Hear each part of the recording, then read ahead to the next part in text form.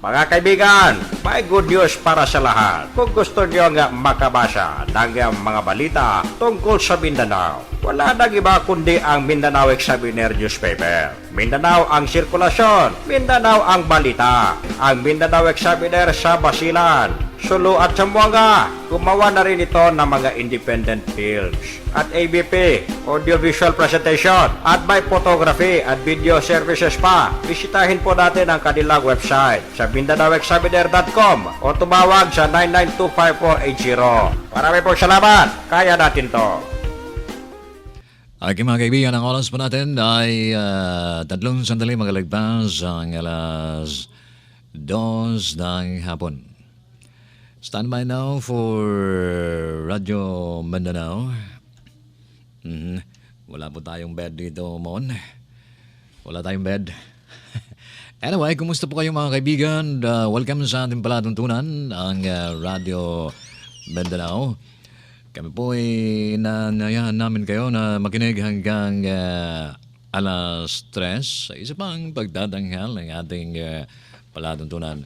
Naway na sa mabuti po kayong kalagayan tulad namin ay in good health po kami. Kahit na masyado pong mainit sa labas, ano po, ano? Minsan naman. Okay. Okay, maraming salamat sa iyo, Raymond. May mga habang pupunta po tayo dito sa ating himpilan para sa ating palatuntunan ay igangang masyadong mainit. Mayroon. Masyadong mainit. Pagdating natin dito, biglang kumulimlim dahil nangingitim na naman ang kabilang langit. Pero ganun pa man ay ramdam pa rin natin ang init, mga kaibigan. Dito sa 98 Barangays ng Zamboanga, binabati namin kayo ng magandang hapon po. Kumusta po kayo sa mga oras na ito? Naway nasa mabuti po tayong kalagayan.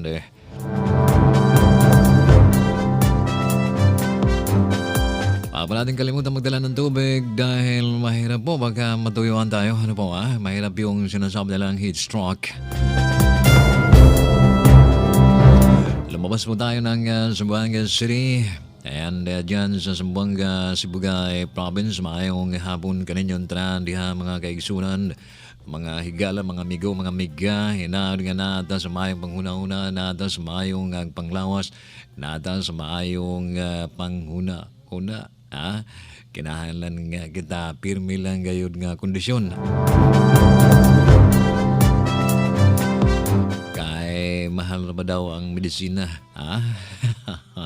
Mahal daw ang medisina. So, kinahanglan nga exercise po na diha. Magkada buntag, umahapon pa. Aron na baskog, presko, ang atong lawas. Isayo tada sa Zamboanga, Sibugay Province kay ilabi na nga dapit diyan sa baybayon. No? Presko kayo ang simoy ng hangin. Mula sa dagat, ganun pa rin dyan sa bundok po natin ay talagang preskong-presko po. Zamboanga del Sur, maayong hapon gihapon sa inyong tanan diha mga kaigsunan, o Zamboanga del Norte. Asong naped dito, hantod dito sa mga kining taas, dito sa katasan mga kaigsunan. Dianan ko tabanto, kusog gihapon ang atong signal diha. Di hapon sa Basilan, magandang hapon po dyan mga kaibigan, mga kababayan po natin. Pagpasensya na lang po ninyo ay busy-busy po ang ating anchorman dito ng CL. Mayroon siyang trabaho na dapat ay matapos sa mga araw na ito, kaya ito pansamantala po tayong mahalili sa kanya. Salam daw araw ng kalanda ng mga kakampungan na tulay noon halupan. So, sambil naman ito pa tawi-tawi. And of course, sambil naman ito pa mga sama Malaysia.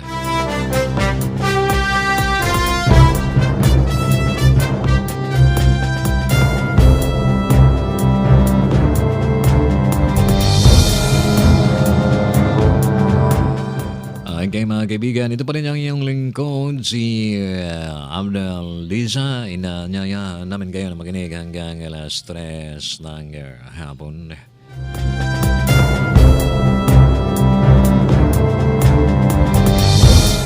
Okay, diyan sa Sulu mga kaibigan, and napakarami pong mga project, mga ikhangang mga investors na gusto pong maglaan ng kanilang negosyo diyan sa Sulu Province, kahit na may mga alingas-ngas sa bundok, may mga ikhangang habulan ng military at mga rebelde dyan sa bulumundugan ng Sulu, pero patuloy pa rin ang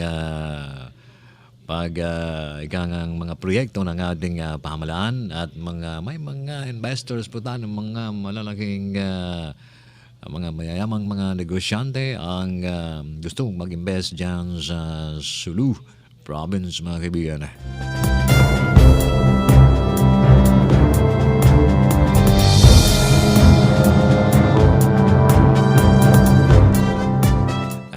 Nais po nating pasalamatan ang governor natin diyan na talagang napakabuting governor po mga kaibigan. Walang asikaso kundi yung kapakanan ng mga mamayan diyan sa Zulu. And nais nating batiin ang ating butihing governor diyan sa Zulu mga kaibigan, si Governor Toto Tan, sampu na kanyang mga pamilya.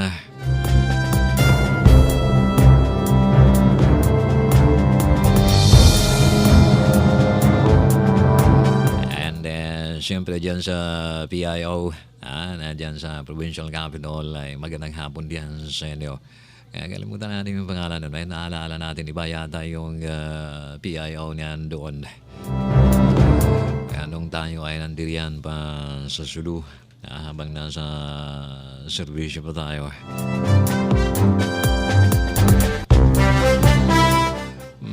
Nagkatatlong taon din dyan tayo dyan sa Lupasug, dyan sa Holo mga kaibigan, at halos buong lalawigan ng Sulu ay ating naikot na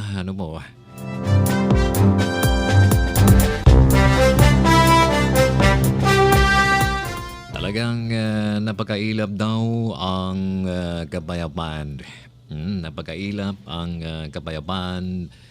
Muntik na sana nating mahuli yung kapayapaan dito sa panig ng NPA, itong CPP, NPA, NDF. Muntik na sanang mahuli natin ang kapayapaan. Ngunit, talagang mailap mga kaibigan. Kumbaga sa isda ay palos o kaya endong. Endong napakadulas mga kaibigan. Mahuli na natin sana ay nagatagas.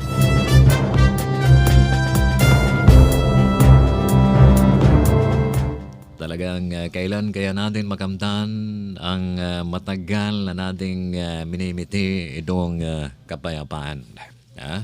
Matagal na po mga kaibigan, ang dami na nating problema. Tungkol lang sa NPA, CPP, NPA, NDF, 5 dekada na po mga kaibigan, 50 years nang ganon pa rin.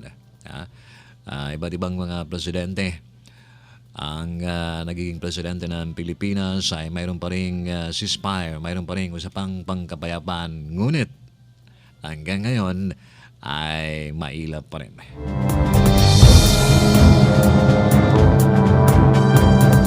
Naway ay magkasundo silang dalawa. Magkasundo yung gobyerno at ng CPP, NPA, NDF. Kailan? Kailan? Nagawa. Puro bangayan mga kaibigan. Puro violation dito, violation doon. Yun ang kanilang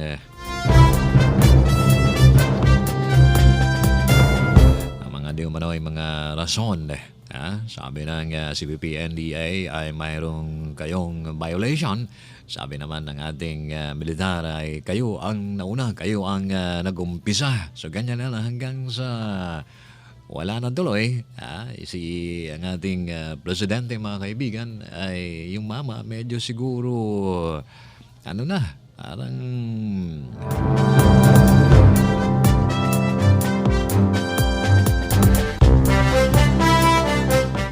napuno na, napuno na. Kaya sabi niya, niloloko niyo ako So, sige, sabi, tigil. Wala nang ceasefire.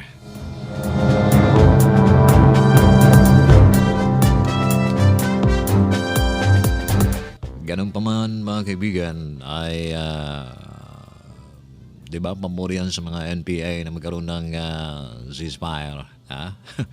Anyway, and sana naman ay magkasundo at magkaroon po tayo ng kapayapaan. Huwag na nating dagdagan. Napakaraming problema ng ating pamahalaan. Napakaraming problema ng Pilipinas, mga kaibigan. Dadagdagan pa natin itong droga. Ay nagawa. Ang daming sangkot sa illegal na droga na yan, mga kaibigan. May mga mangilan-ngilang mga pulis ang sangkot sa illegal drugs. May mga mangilang-ngilang mga pulis scalawags, mga kaibigan. 10 sangkot sa mga katiwalian. Yung sinasabi nilang mga scalawag, mangilan-ngilang lang ba, mga kaibigan? Hindi naman lalahatin natin. Ngunit ito ay nakasira sa organisasyon ng PNP.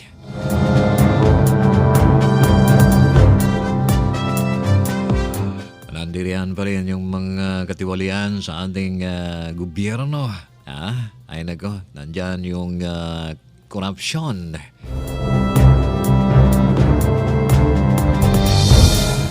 Naadihang mga kawatan, pastilan, mga kaigsonan. Ang dami nating problema. Nandiriyan yung mga drug addict. Nandiriyan yung mga drug lord, gambling lord.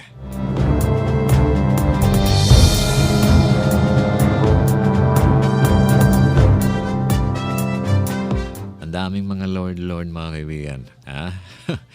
Ay nako, nandiriyan pa yung mga kababayan po natin na nakikipaglaban sa ating pamahalaan. Buti na lang itong MNLF at saka MILF ay nakipagnegosasyon sa ating pamahalaan. Sana magkaroon ng kapayapaan sa ating mga kababayang mga Muslim.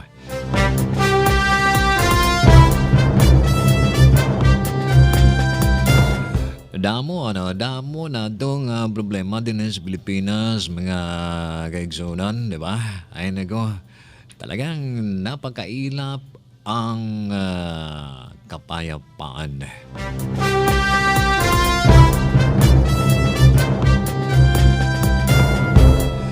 Saan ba tayo nagkukulang, mga kaibigan? Saan tayo nagkukulang? Siguro nagkulang tayo sa, sa tingin ninyo? Saan tayo nagkulang? Bakit tayo ganito? Nagiging kultura na ba natin ito?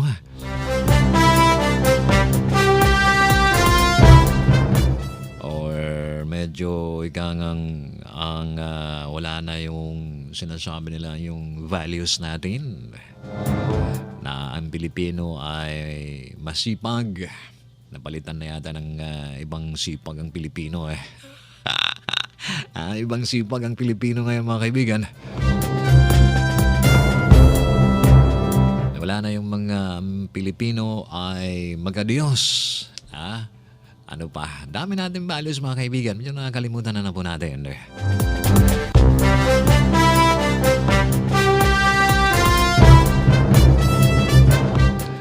Nakakalimut na yung iba sa Diyos, ano po. Marami, may mga pinag-aralan naman tayo. May pinag-aralan yung iba. Pero, I don't know. Iba naman yung pinag-aaralan nila, mga kaibigan.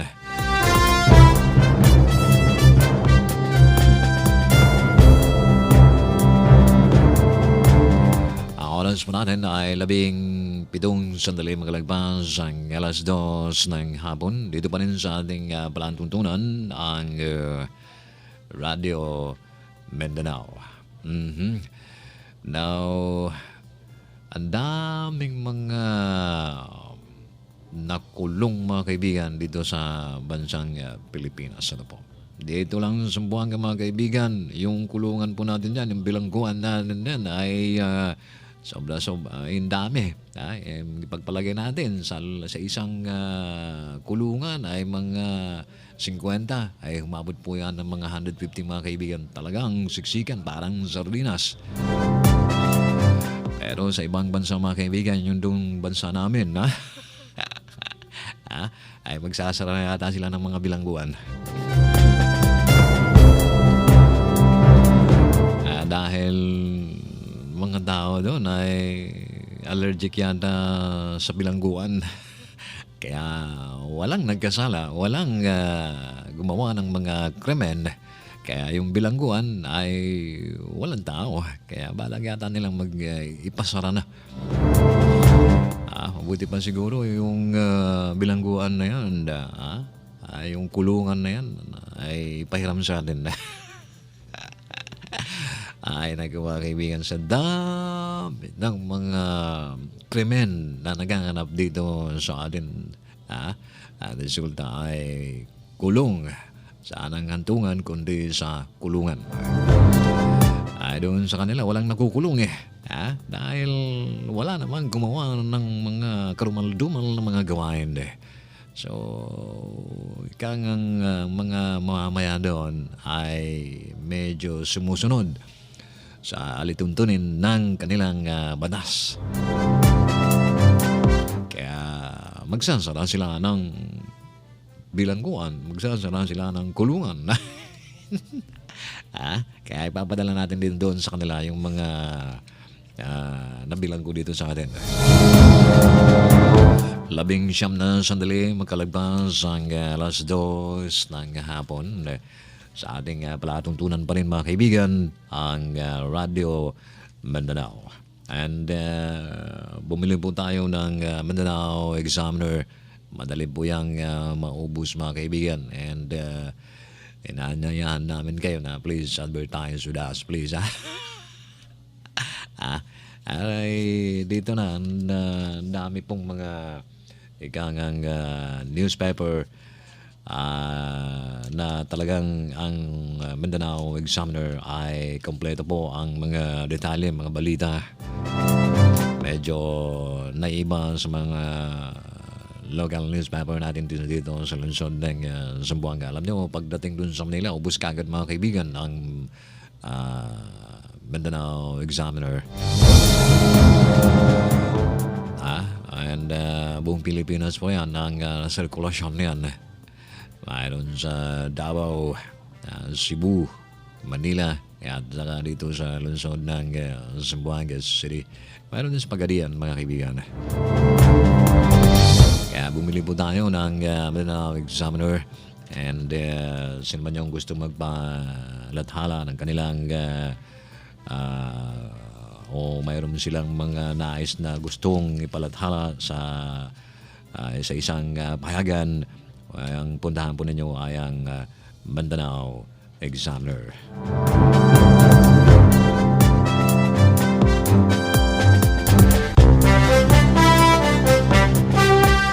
Now, kahapon mga kaibigan o kanina o kagabi mga kaibigan, yung isang kandig-kandig na pangyayari diyan sa Kabasalan, Zamboanga, Sibugay Province, kung saan 5 yata yung on the spot, ay 4 yung on the spot ang namatay at ang isa ay dead on arrival sa hospital mga kaibigan.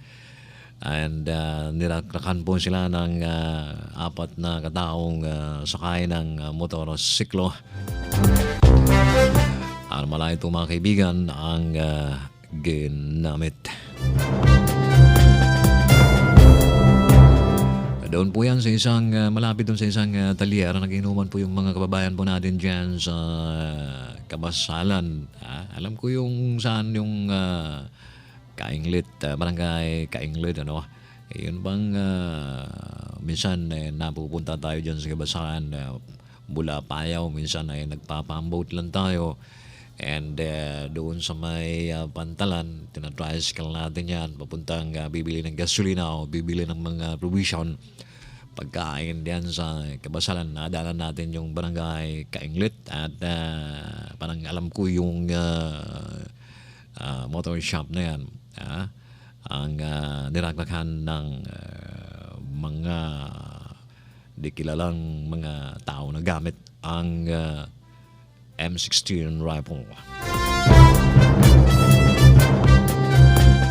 At pagkatapos noon, nilaklakan po nila ng M16 rifle, mga kaibigan, ay naghagis pa ng granada at isa ang nasugatan.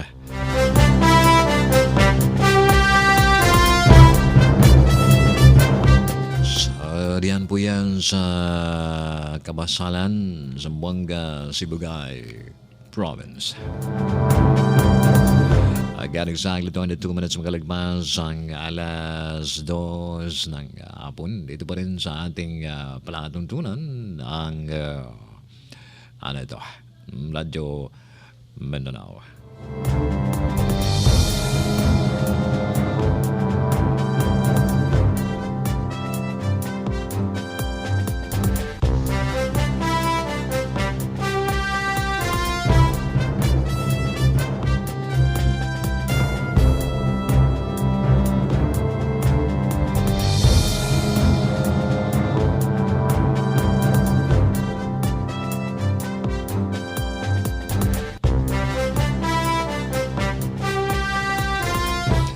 Mga kaibigan, halos 100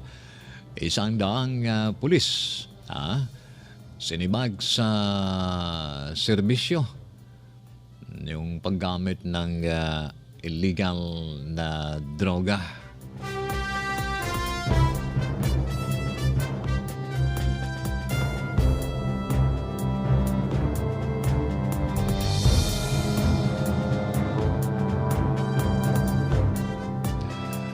Si Senator Laila De Lima, mga kaibigan, muli dumulog sa CIA para ipahinto daw ang pagdinig ng DOJ sa kanyang mga kaso. Oh yeah.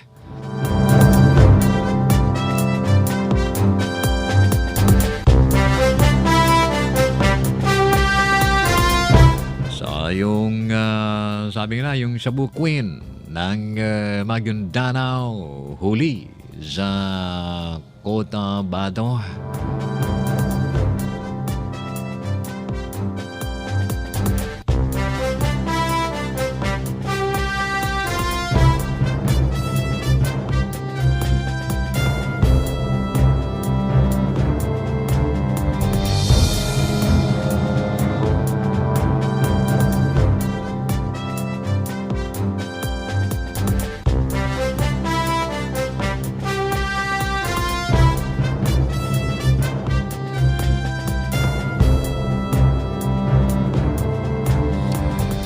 Sabi nga daw dito, yung social media, malaki daw ang epekto sa kabataan. Sabi po ng Department of Health.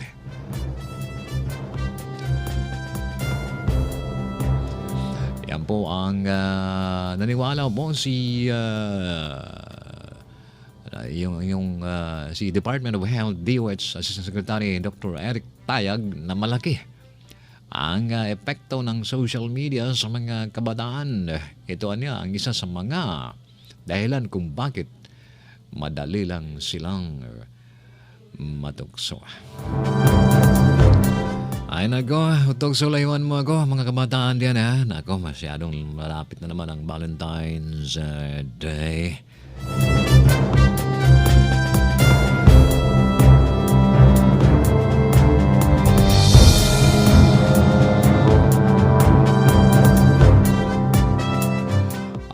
Mga kaibigan, babalik po ang ating Radyo Mindanao pagkatapos po ng mga ilang paalala. Mga kaibigan, may good news para sa lahat. Kung gusto niyo nga makabasa ng mga balita tungkol sa Mindanao, wala nang iba kundi ang Mindanao Examiner newspaper. Mindanao ang sirkulasyon, Mindanao ang balita. Ang Mindanao Examiner sa Basilan, Sulu at Zamboanga. Kung gumawa na rin ito ng mga independent films at ABP, audiovisual presentation at by photography at video services pa. Bisitahin po natin ang kanilang website sa MindanauExaminer.com o tumawag sa 9925480. Marami pong salamat. Kaya natin to. RPN Radio Philippines Network Radyo Ronda Triple X Zamboanga. Member Kapisanan ng mga broadcaster ng Pilipinas. Okay mga kaibigan, kayo pa rin ay nakikinig sa ating palatuntunan ng Radio Mindanao. Dito po yan sa pinakamalakas ang himpilan dito sa lungsod ng Zamboanga, ang RPND Triple X Radio Mindanao. Ito po ang ating palatuntunan. Sabi nga ng ating anchorman si Alice Cinto, the best. Okay. Okay mga kaibigan, balik po tayo dun sa kwento-kwento natin. Yung pangyayari dyan sa Kabasalan, Sibugay Province mga kaibigan. Alam nyo, 5 po yung patayan po. At habang 4 po pa ang malubhang nasugatan sa nangyaring strafing sa may sa Tuludapet, itong barangay Kainglit Bitaw, di as Kabasalan no, sa Moto. So ang dead on the spot ang 4 nga biktima na nailhing silang Emeristo Bastasa, Remar Tena, Sir Mangan, at isa pa na natukoy lamang sa pangalang Kalibog. Binawian naman ng buhay sa ospital si Delia Pagador. So bale 5 po ang namatay sa isang strafing na naganap dyan sa Kainglit, bayan ng Kabasalan sa lalawigan ng Zamboanga, Sibugay. Abang nilalapatan naman ng Lunas hanggang ngayon ang 4 na mga biktima na sina Agnes Abside Mangan, Zaira Mangan, Marisa Kumbal Bukan at si Alex Anguon. Now, ayon po sa impormasyon mula sa Kabasalan Municipal Police Station, nangyari ang madugong insidente dakong alas 10, 45 kagabi. Ay nagkano ba yan? Namatid na masayang nagiinuman ang siyam na mga biktima sa likurang bahagi ng nagaparadang sasakyan ng PNP patrol car ng Payaw Municipal Police Station na under repair sa may Don Shop. Alam po natin ito mga kaibigan, itong patrol car ng Payaw, taga Payaw na tayo, pinarepair po na yan doon sa may Don Shop. Bigla na lamang umanong lumitaw ang nasa 4 na salarin at na nakasakay ng motorsiklo at nagpaulan ng bala. Nagpaulan ng bala sa mga biktima gamit ang M16 rifle. So bago pa man yan mga kaibigan ay nagpaputok muna sila doon sa may palengke at pagkatapos noon, after mga ilang minuto, yun na, mayroon na namang putok. Ito nga 5 kagad ang on the spot ang namatay.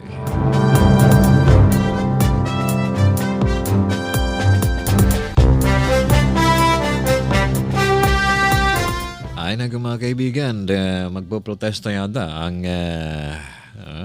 mga mayor dyan sa Lamitan dahil dito sa mga pulis. Dahil dito sa mga pulis, mga eskalawag ng mga pulis, itatransfer doon sa kanilang bayan. Wag naman. Kayo naman masyado kayong mapanghusga. Bigyan natin ng pagkakataon itong mga pulis. Kahit ganun pa man, ay bigyan natin ng pagkakataon. Oo nga naman, di ba? Ay nako, dali dyan sa kanila. O sa ngayon.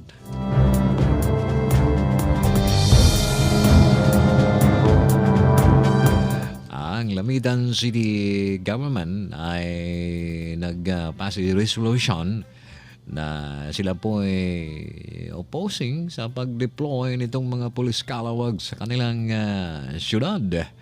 Ang resolution ay pinasa sa isang during Lamitan City. Nagkaroon po sila ng doon. Gumawa po sila ng resolution. Ayaw nila. Sa mga pulis yung galing Manila na sangkot sa mga iba't ibang iba't ibang mga kaso.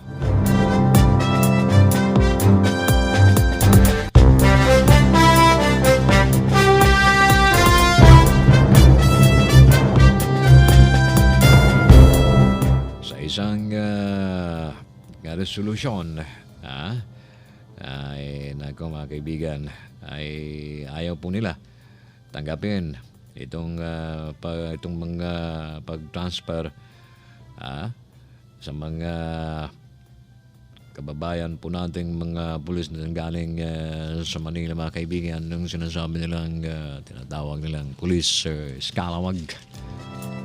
Baka daw sa Batang Sintausog malamin sila kuno.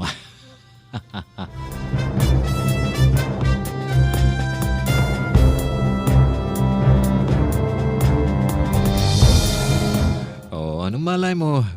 Tanggapin na lang natin dyan. Ay baka naman may mga kakulangan ng mga pulis dyan.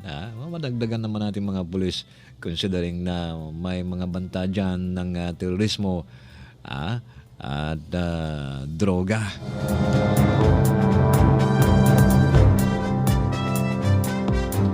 Pero sabi pa ni Purigay na itong pag-transfer po ng mga scalawag sa kanilang community ay makadagdag daw ng magiging problema ng local government. Nako. May mga 200 mga pulis, 200 mga pulis ay nung nakaraang kailan ba yun? Martes?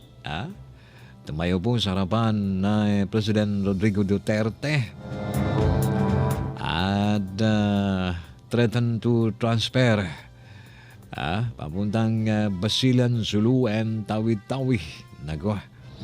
Kung saan may mga naiulat na may mga banta ng terorismo. Anong malay natin? Baka sila yan ang dahilan na masugpo ang terorismo, banta ng terorismo dyan sa Basilan, dyan sa Sulu at Tawi-Tawi. So, binigyan po sila ni Duterte ng ultimatum 15 days. Okay. At to be deployed to these areas or ma-deploy sa kanilang area na nabanggit, mga kaibigan. Pero sa isang statement ng Autonomous Region Muslim Mindanao, si Governor Muji Bataman ay nag-oppose po ito, di ba? Sa proposal na dalhin yung mga rogue camps in the ARMM.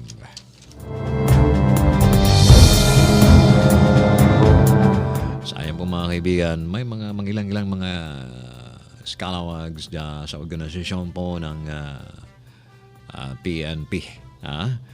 Okay, but anyway, hindi naman lahat na organisasyon ay perfecto, pero mayroon pa rin mga ilan-ilan tiwali, sumail.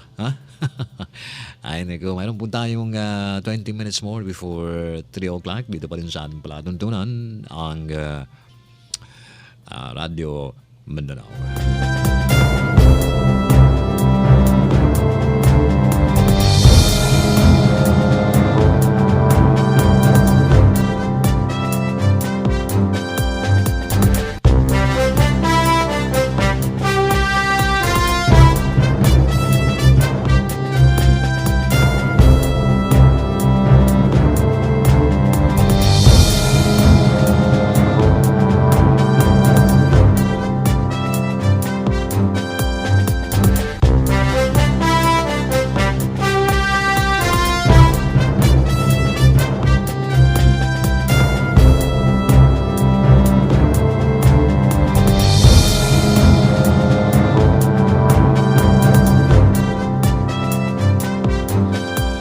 Abay na mga kaibigan, ay nako, itong si muling nangalampag sa Court of Appeals o CA, si Senator Leila De Lima, ginit na dapat na pigilan ng Appellate Court ang Department of Justice DOJ sa pag-imbestiga sa mga criminal complaints na sinampa ng National Bureau of Investigation ng FBI laban sa kanya. Oho.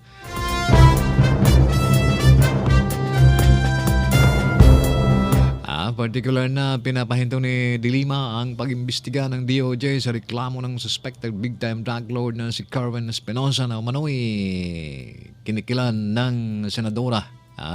Kinilkilan ng senadora ng 8 million pesos na ginamit sa kanyang kandidatura noong May 2016 elections.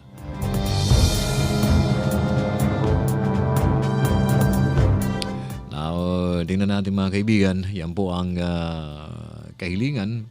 Dumulog muli siya sa CI para ipahinto ang pagdinig ng DOJ sa kanyang mga kaso. At malalaman po natin yan sa sunod na mga kaganapan.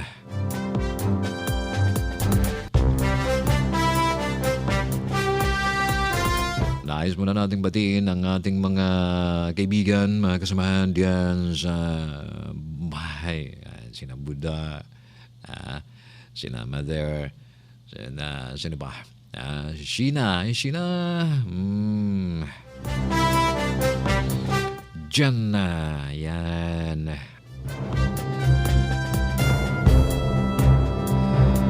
And Oko, Oko. Siya pa, and siya, Jack, Chardeline.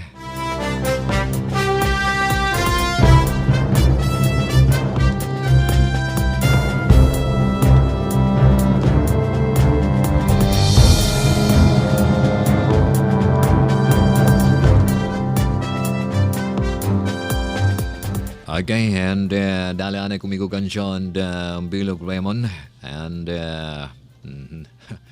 si Raymond dali kumigo. Anyway, ang oras po natin ay ganap ng 15 sandali na lamang po bago sasabit ang alas 3 ng hapon. Dito pa rin sa ating palanduntunan ang Radio Mindanao. Ay mga kaibigan, halos 100 pulis sinibag sa serbisyo ng paggamit ng illegal na droga.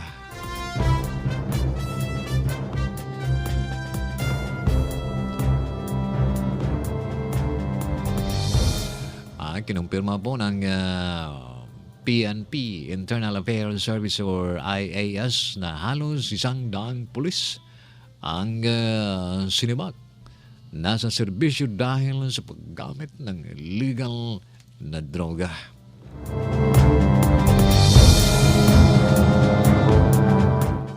Ayon kay PNP, IAS Inspector General Tony Alpigar Triambulo, napirmahan na ni PNP Chief Police Director General Ronald De La Rosa ang rekomendasyon ng kanilang tanggapan na sibakin sa serbisyo ang 99 na pulis na bumagsak sa confirmatory drug test. Oh no.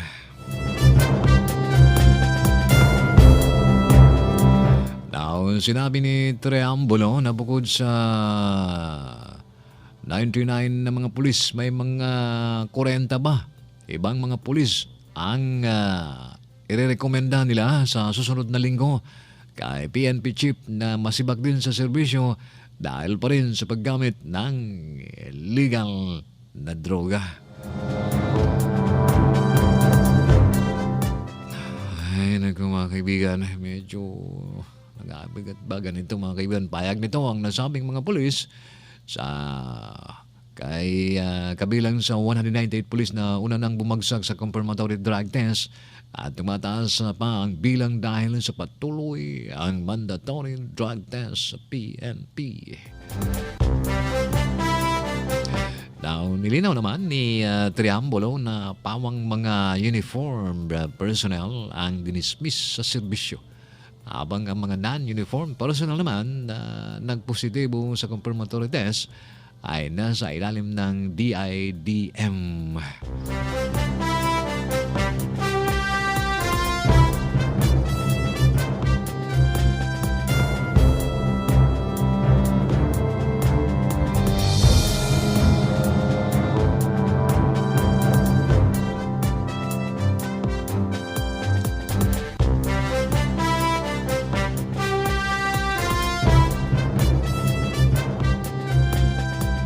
Bayan ng mga kaibigan, ang oras po natin ay ganap ng 13 sandali na lamang po bago sasapit ang alas 3 ng hapon. Ang bilis po ng oras natin mga kaibigan. Ano po? Now, doon sa kanabit taong ingon nilang inaot nga ang atong lumulupyo diha sa bayan sa Sibugay province, inaot nga wala na mga bungbong diha, wala na paggamit ng mga dinamita sa atong mga mangingisda diha, wala na yung taon pagputol sa mga bakawan na to diha. Kay makaluoy mao nang usahay usa ka tuig mangunog puyo diha sa bayan, discourage ko ba kay daghang kaayong mga illegal nga pangisda ang ginahimo sa atong mga mangingisda diha. Mamilit gani kag isda diha sa palengke sa una diha sa market, pastilan ang mga isda gamay ra gamatoy kayo nya katong mga dako-dako o tuwa gidala nila dito sa laing dapit dito sa Pagadian, dito sa Cagayan, bata dito sa mga laing daw dalong uban dito sa Buanga. Unya ang mabilin dito sa mga katong tao mga sapsap, mga tamban. Unya og mamalid ka sa mga icer ay na pastilan, kamahal kayo. Mga nukos in taon diha pagbawal unta na ang ilang pagwag mga nukos diha nga pastilan hasta mga gamay maapil man. Og ako pa'y mahimong murag nga dako-dako diha ay mga tulo ka tuig walay mamasul diha, walay mangisda diha, di ba?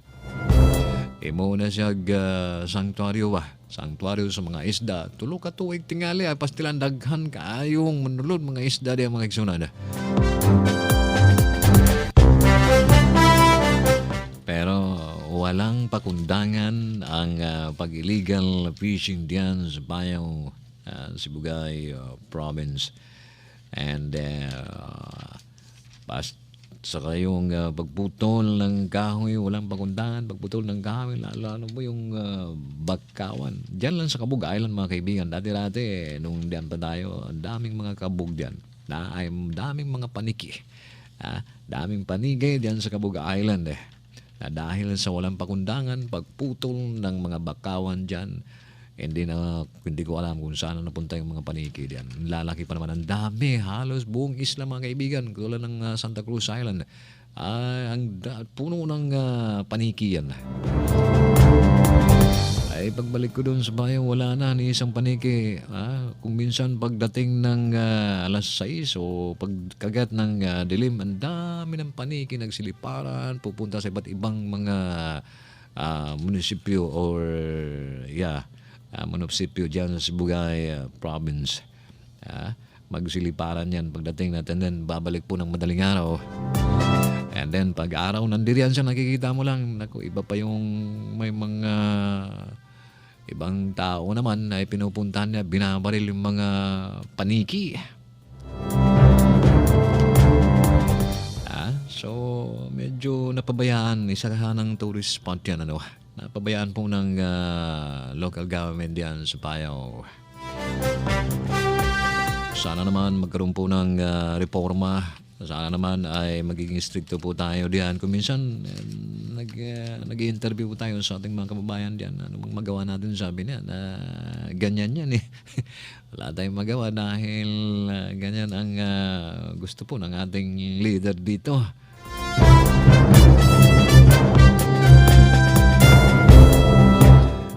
Sabi naman namang pulis, gusto namin magpatrolya. Wala naman kaming speedboat, wala naman kaming sasakyan. Manghiram pa kami ng bangka sa mga civilian. Siyempre, nandun na yan sa communication ngayon. Magte-text na yan. Pupunta na kami diyan.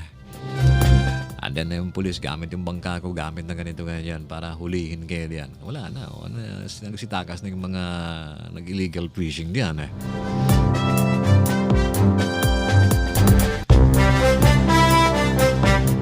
Kaya sinong kawawa yung mga kababayan po natin na nagtitiis, kahit ultimo bisag umang kanon na lang yung tao ng bot. May makaon.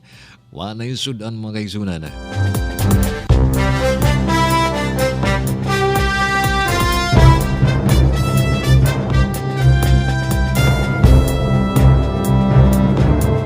Para mga kaibigan, ang oras pa natin na ay ganap ng 8 sandali na lamang po bago sapit ang alas 3 ng hapon. Din lang gihapon sa atong tulumanon ang Radio Mindanao. Ay naku mga kaigsunan, inaot nga unta kitang mga kababayan nato diha sa Sibugay Province, magmalambuon kita tulad ng nagaganap dito sa mga dyan sa Sulu, ano po, di ba? Sa pamagitan po ng kanilang governor dyan, talagang nag-iisip kung paano po magiging maunlad ang kanyang probinsya. Coordinate dito, coordinate doon. Sa bisang koordinasyon mga kaibigan ay marami pong mga gustong mag-invest ng kanilang negosyo dyan sa Sulu. Kahit pa naman ay may mga alingas-ngas, may mga habulan ng military at saka rebelde at mga abusayap dyan sa Sulu, ay patuloy pa rin ang development ng Sulu. Yan po ay dahil sa ating leader na si Governor Toto Tan ay masigasig mga kaibigan.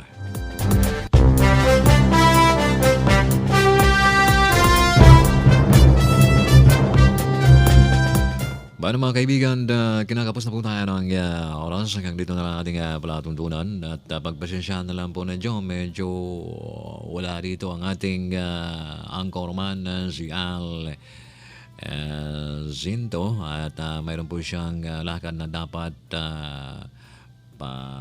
ikangang pagtunan ng pansin dahil trabaho rin po yun mga kaibigan. And siguro sa susunod na araw ay makakapiling natin siya. Dami po niyang mga trabaho, ano po, So, ganun pa man ay maraming salamat sa inyong walang sawang pagpakinig sa ating palatuntunan. Sa ngalan po ng ating station manager na si Philip Abaway at of course ang ating technical director dito sa apong ito, si Raymond Kanandang. At mga kasamahan po natin diyan sa transmitter site at sa mga nakikinig sa mga oras na ito. Ito po ang inyong lingkod, si Abdel Disa. Nagsabing maraming salamat and may God bless us always. We love you, bye-bye and take care.